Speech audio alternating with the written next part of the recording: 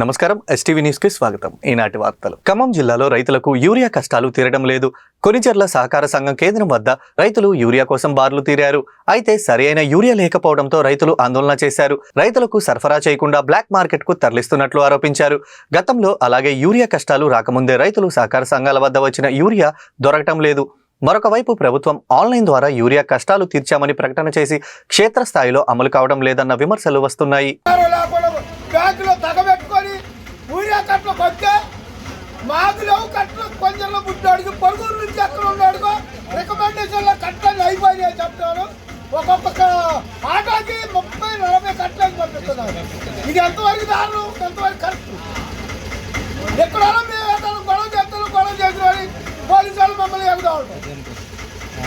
ఈ రాజావాళ్ళ దగ్గర ఉందా, కట్టలు ఇచ్చేవాడి దగ్గర ఉందా, యువర్ కాదు ఉందా, ఎవరి కాదు ఉండే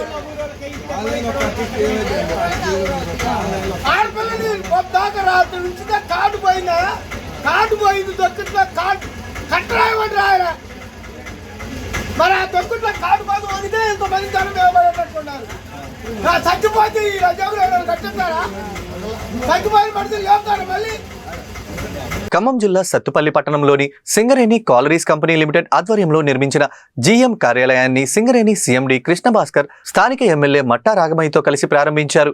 అనంతరం ఏర్పాటు చేసిన కార్యక్రమంలో ఆయన మాట్లాడుతూ, నేడు తెలంగాణ రాష్ట్రానికి, దేశానికి అతి ముఖ్యమైన రోజు అని, సింగరేణి ప్రారంభించి 135 సంవత్సరాలు అవుతుందని, నేడు 136వ సంవత్సరంలోకి అడుగు పెట్టబోతుందని, సింగరేణిలో శాశ్వత ఉద్యోగస్తులు 45,000 మంది, అవుట్సోర్సింగ్ ఉద్యోగులు 45,000 మంది పనిచేస్తున్నారని, సింగరేణి యొక్క ఉజ్వల భవిష్యత్తు కోసం ప్రణాళిక చేయాలని, సింగరేణి యొక్క ముఖ్య ఉద్దేశం ఉత్పత్తితో పాటు ప్రజల సంక్షేమమని, స్థానిక సమస్యలను పరిశీలించి పరిష్కరించే దిశగా ప్రయత్నిస్తున్నామని అన్నారు. గ్లోబలైజేషన్ వల్ల మార్కెట్లో పోటీ పెరగడం వల్ల నాణ్యమైన బొగ్గు ఉత్పత్తి చేస్తూ, నాణ్యమైన బొగ్గును సరఫరా చేస్తూ, మార్కెట్ ధరలకు అనుగుణంగా విక్రయిస్తూ ముందుకు వెళ్లాలని, మార్కెటింగ్ లో ఉన్న పోటీని తట్టుకొని నిలబడాలి, ఉంటే ఉత్పత్తి పెంచుకోవాల్సిన అవసరం ఉందని, సింగరేణికి మైనింగ్ లో ఉన్న అనుభవం ఇతర కంపెనీలకు ఉండకపోవచ్చు అని అన్నారు. ప్రపంచీకరణ, green energy, solar power, ideal power, battery storage, pump storage, hydral power లాంటి వాటి వల్ల బొగ్గు ఆధారిత తగ్గి బొగ్గు ఉత్పత్తి చేసే కొనుగోలు ఉండడంతో సింగరేణి భవిష్యత్తు ప్రశ్నార్థకంగా మారుతుందని, అందుకే rare earth minerals, critical minerals పై దృష్టి పెట్టి గ్లోబల్ పైకి ఎదగాలని సింగరేణి జెండా దేశంలో కాకుండా ప్రపంచంలో కూడా ఎగిరేలా ముందుకు సాగుతూ సింగరేణిలో ఉత్పత్తి పెంచుతూ లాభాలు అర్దిస్తూ భవిష్యత్తు తరాలకు ఆదర్శంగా మరియు వారి ఎదుగుదలకు కారణమవుతూ సింగరేణి ముందుకు సాగాలని అన్నారు. స్థానిక శాసనసభ్యురాలు రాగమయ్య గారు, శ్రీ రాయల నాగేశ్వరరావు గారికి, సింగరేణి సంస్థ సిఎండి శ్రీ కృష్ణ భాస్కర్ గారికి, నూతనంగా సర్పంచులుగా ఎన్నుకోబడినటువంటి ప్రజాప్రతినిధులందరికీ, డాక్టర్ దయానంద్ గారికి, మహిళా కాంగ్రెస్ నాయకులకి, జిల్లా కాంగ్రెస్ ముందుగా నా హృదయపూర్వక నమస్కారం. ఈరోజు తెలంగాణ రాష్ట్రానికి సంబంధించినంతవరకు, అట్లాగే దేశానికి కూడా ఒక అతి ముఖ్యమైనటువంటి రోజు. సింగరేణి ప్రారంభించి 136 సంవత్సరాలు పూర్తి చేసుకొని 137వ సంవత్సరంలోకి అడుగెడుతున్నటువంటి సందర్భం ఇది. ఈ ఫౌండేషన్ డే ఈరోజు మీ అందరి సమక్షంలో ఎనర్జీ శాఖను చూస్తున్న నేను ఇక్కడ కేక్ కట్ చేసి శాసనసభ్యుల సమక్షంలో సింగరేణికి సంబంధించినటువంటి విజయోత్సవాన్ని జరుపుకోవటం చాలా సంతోషంగా, ఆనందంగా కూడా ఉందని చెప్పి మీ అందరికీ మనం చేస్తూ ఉన్నాను. సింగరేణి కాలనీస్కి సంబంధించి అంతవరకు రెండో అతి ముఖ్య కార్యక్రమం ఈరోజు జనరల్ మేనేజర్ కార్యాలయం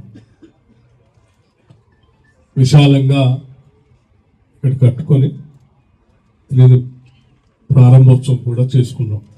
ఈ రెండు ఈ ప్రాంతానికి సంబంధించినంతవరకు ముఖ్యమైనటువంటి కార్యక్రమాలు. ఇక్కడ ఓపెన్ కాస్ట్ మైన్స్ 1 and 2 జరుగుతూ ఉన్నాయి.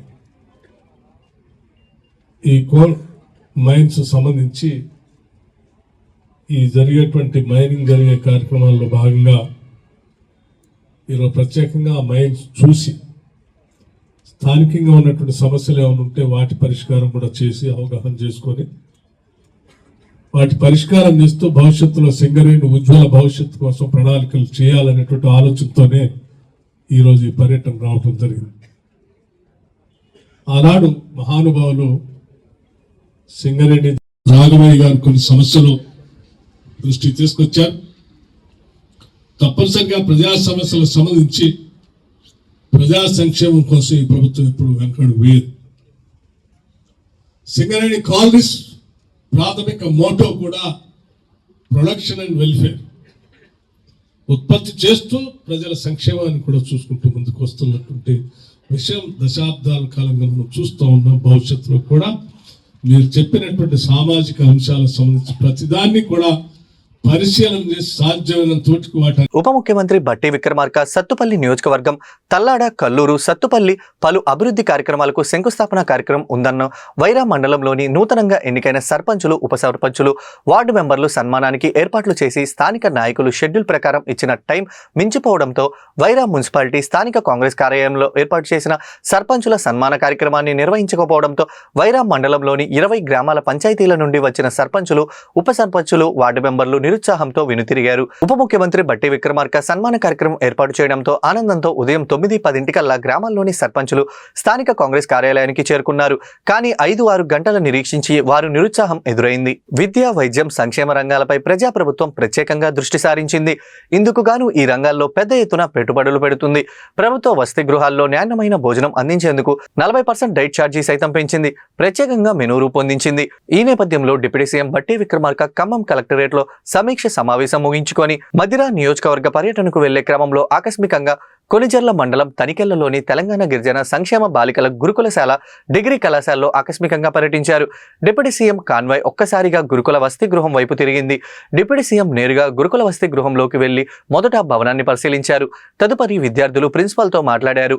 విద్యార్థుల సంఖ్య ఎంత ఉంది, మెనూ ఛార్జ్ ఎక్కడ, మెనూ పాటిస్తున్నారా, లంచ్ టైం ఏంటి, ఎన్ని గంటలకు, ఈ రోజు మెనూ ఏంటి, ఈ కళాశాలలో చదువుకొని బయటికి వెళ్లిన విద్యార్థులు ఏ రంగాల్లో స్థిరపడ్డారు తదితర సమాచారం సేకరిస్తున్నారు. ఇలాంటి వివరాలు ప్రిన్సిపాల్ ని అడిగి తెలుసుకున్నారు. తదుపరి డైనింగ్ రూమ్ లోకి వెళ్లి వంట పాత్రలను తనిఖీ చేశారు. ఆ తర్వాత విద్యార్థులతో కలిసి భోజనం చేశారు. భోజన సమయంలో విద్యార్థినులు ఏ ప్రాంతాల నుంచి వచ్చారు, స్థానికంగా విద్యా బోధన ఎలా ఉంది, రోజు మెనూ పాటిస్తున్నారా లేదా అనే ప్రశ్నలు వేసి సమాచారం అడిగి తెలుసుకున్నారు.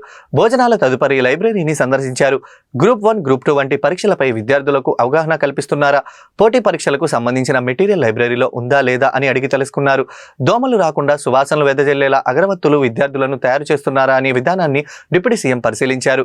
పిల్లలు తయారు చేసే అగరవత్తులు బ్రాండింగ్ చేసి మార్కెట్లో విక్రయించేందుకు అవసరమైన చర్యలు చేపట్టాలని కలెక్టర్ అనుదీప్ ని ఆదేశించారు. విద్యార్థుల హెల్త్ కార్డులు ఉన్నాయా లేదా అని ప్రశ్నించి విద్యార్థుల హెల్త్ యాప్ ను స్థానిక ప్రిన్సిపల్ డిప్యూటీ సీఎం కు వివరించినట్లు చివర్లో విద్యార్థినులు తాము వేసిన పెయింటింగ్లు డిప్యూటీ సీఎం కు బహుకరించారు. ఆ తర్వాత డిప్యూటీ సీఎం గురుకులంలో మొక్కలు నాటి ఎటువంటి సమాచారం లేకుండా అకస్మాత్తుగా గురుకులంలో పర్యటించడంపై సర్వత్రా ఆసక్తి నెలకొనింది.